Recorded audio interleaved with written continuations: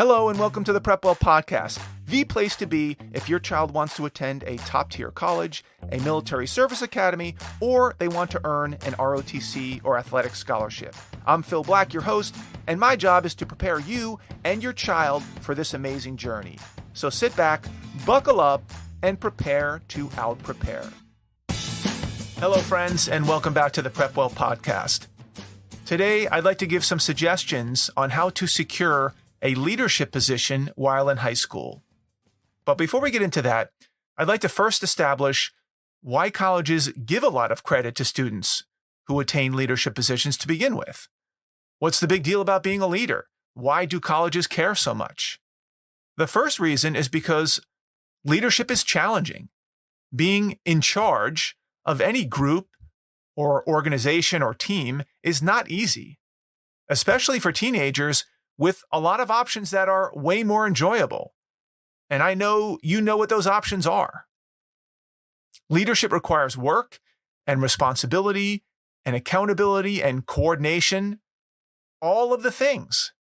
It requires sacrifice. And so colleges like to see students in leadership positions because it's a good signal.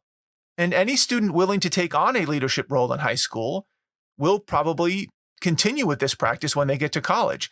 And that's what colleges want. They want students who will get involved in clubs and teams and organize student ski trips and movie nights and speaker events. This makes for a very active and vibrant campus. Leaders tend to shake things up. They make things happen. They engage in the community and often outside the community. So leaders are in high demand. And if a college has to choose between two otherwise equal students, and one student has a bevy of leadership positions, significant leadership positions, chances are that the college will pick the student with a better leadership track record and leadership potential. Why wouldn't they? They're betting that the leader will bring more to the campus and community than the non-leader. Now, I think we'd all acknowledge that not all leadership positions are created equal, and it's sometimes difficult to get an apples-to-apples comparison of different leadership positions. But the admissions officers are pretty savvy about sniffing out legitimate versus trumped-up leadership roles, which leads us into a discussion about the different types of leadership roles and how you might go about getting one.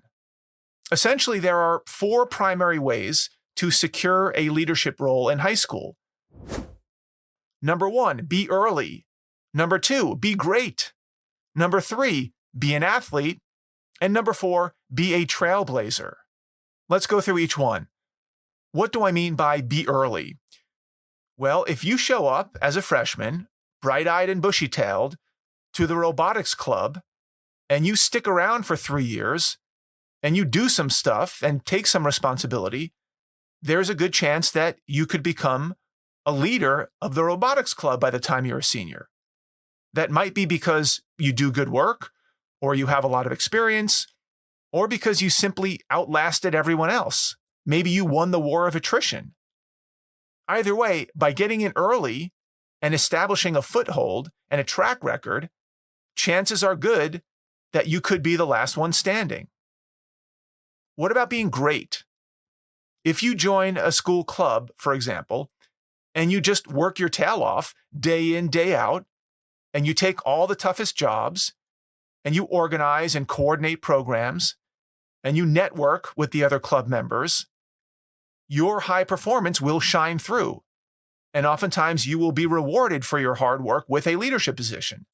And obviously that takes a lot of work and effort and timing and perseverance. What about athletes? Athletes have a more direct path to leadership, and that is by becoming a captain of their team. There are lots of different ways to become a captain of an athletic team. There could be a peer vote, a coach's vote, some combination. Maybe there's an election. And each method has its own pluses and minuses. But regardless of how the sausage is made, the ability to claim that you're the captain of a varsity sport, for example, still holds a lot of weight. And lastly, you can be a trailblazer. And by this, I mean that you can start your own club and deputize yourself as the leader because it's your club. The other benefit of this strategy is that you get to start a club that you're interested in, which is a nice little bonus. You can customize the club to exactly meet your goals and ambitions and desires. And while on the surface this sounds great, it's not exactly a foolproof method. So these are the 4 ways to think about how you might secure a leadership position. And the reason I'm so adamant about getting this message out to 9th and 10th graders, and why PrepWell Academy focuses so much on 9th and 10th grade, is because many of these pathways require you to start early. If you wait until you're a junior, as most students do, the number of opportunities to lead will be vanishingly small. You have to get your meat hooks into something early, and that includes sports. Just because you play a sport doesn't mean that you're captain material. You need to start demonstrating leadership as early as 9th and 10th grade so that your teammates see you in that leadership role and your coaches see you as a leader for several years, so that when it's time to select the captain, you've already laid the groundwork. The worst thing to do is to wait until 11th grade and then to start wildly shopping around for an organization that you can lead. It's possible it happens, but it's not likely. Because remember, most of these organizations have students who've been putting in their time since 9th grade. They're not just going to step aside and let you take the reins just because you feel like it. And as I mentioned earlier, not all leadership positions are created equal. There's a big difference between the student body president of a 2,000-person class and the president of a 6-member Spanish club. Obviously, the roles and responsibilities of these 2 positions will vary greatly. So if you're ambitious and your goal is to compete at the more selective colleges down the road, then any old leadership position probably won't cut it. It's not as if colleges are simply looking at a checkbox that you indeed had a leadership position.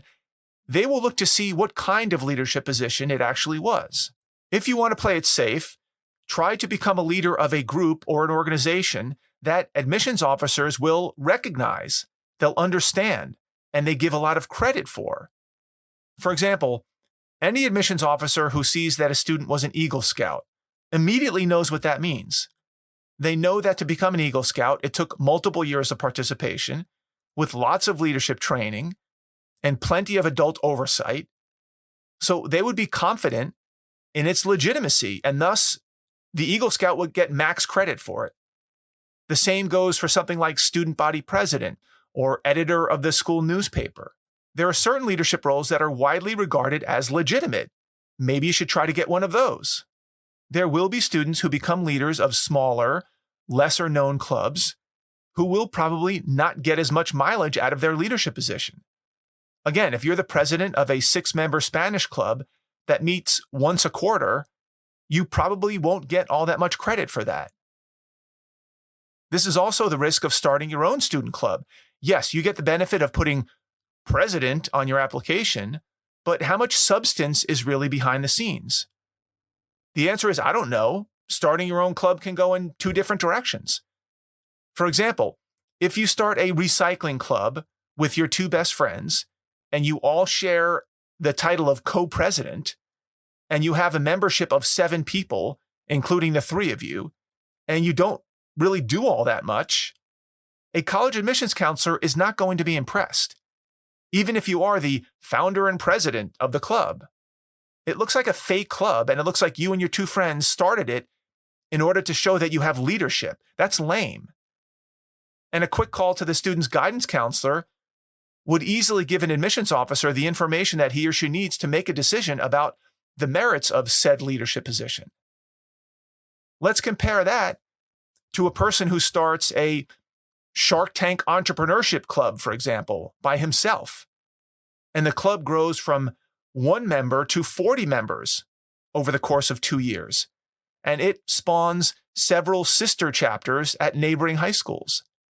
And the club put on an annual business plan contest at the high school where 400 people attended and where local business leaders were invited to participate as the judges or the sharks.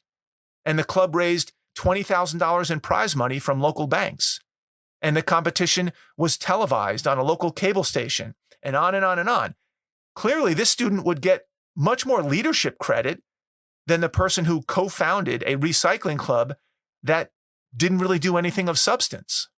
The moral of the story is, don't think that you can take the easy way out by starting a club on your own just to get the title of president if you don't plan on doing much with the club. An admissions officer would smell this scam a mile away. They will know what constitutes a legitimate, credible club and what's a scam. In my opinion, the way things are going these days, with grades and the fact that so many students are getting A's, and class choices, with so many students taking honors and AP classes, and optional SAT and ACTs, which clouds that metric, and ChatGPT writing college essays and letters of recommendation, there ain't very much left to go on for the college admissions officers. All of these things are starting to blend together. They're all the same. It's like white noise. So as this trend continues, or maybe even gets worse, I believe that leadership will start to creep higher and higher and higher on the list of things that could differentiate you. Because not everyone can be the leader. It's a pyramid with a point at the top, and there's only one person at the top. Unlike grades where lots of people get A's, not everyone can be the single leader. So my advice is to use this situation to your advantage. Maybe leadership will be one of the defining themes in your application. It's frankly easier to differentiate yourself as a leader than it is as someone who wants to go into STEM. 90% of students these days claim they want to go into STEM, but not everyone wants to be a leader. And even fewer have shown a track record of leadership to back that claim up. Maybe that will be you. That's all I've got for you today, folks. Thank you for tuning in. Thank you for your continued support. In case you didn't know, this podcast supports PrepWell Academy's online mentoring program, where high schoolers and their parents receive weekly videos from me where I break down important topics and give timely advice about college admissions, particularly for top-tier colleges, service academies, and for ROTC and athletic scholarships. Many parents who listen to this podcast already have their high schoolers enrolled in PrepWell Academy, which is great. If you don't yet, please consider enrolling them. Registration is only open during freshman or sophomore year. After that, we no longer accept new students. So if you have a freshman or a sophomore in high school, and you like what you're hearing in these podcasts, and you'd like to get more content like this, tailored specifically for your child and their specific grade, with their specific goals in mind, go to PrepWellAcademy.com and enroll today. If you know a parent with a middle schooler or high schooler that might find this helpful, please share the episode with them. And give us a rating too if you have a chance. Word of mouth and positive ratings help our podcast reach a much wider audience. If you have questions, comments, or an idea for an upcoming episode, please reach out to me by email, DM me on Instagram, check out our blog, Facebook page, or connect with me on LinkedIn. I would love to hear from you. Until next week, goodbye, good luck, and never stop preparing.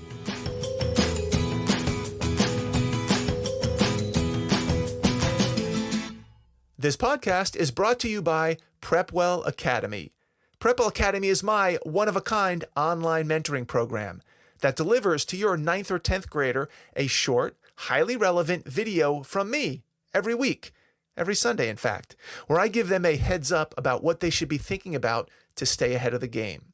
To get these valuable lessons into your child's hands, please head over to PrepWellAcademy.com and enroll your child today.